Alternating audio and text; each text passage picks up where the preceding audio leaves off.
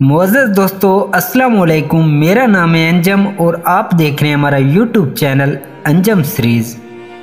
दोस्तों, 5 फल ऐसे हैं जो इंसानी जिस्म में कुव्वत लाते हैं। दोस्तों, जिस बात का तुम्हें पूरा इल्म ना हो अपनी ज़बान से मत निकालो।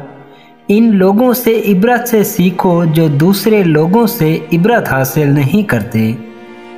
जो बात तुम अपने दुश्मन से छुपाना चाहते हो अपने दोस्त से भी मत कहो, हो सकता है वो भी किसी रोज़ तुम्हारा दुश्मन बन जाए। 5 फल ऐसे हैं जो इंसानी जिस्म में कुव्वत लाते हैं। नंबर 1 संतरा, नंबर 2 जामुन, नंबर 3 अंगूर, नंबर 4 लाल सेब और नंबर 5 फालसा।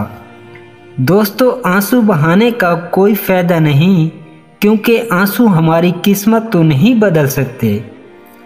नफ्स की एक ख्वाहिश पूरी करने से अल्लाह के रास्ते में सैकड़ों रुकावटें पैदा हो जाती हैं।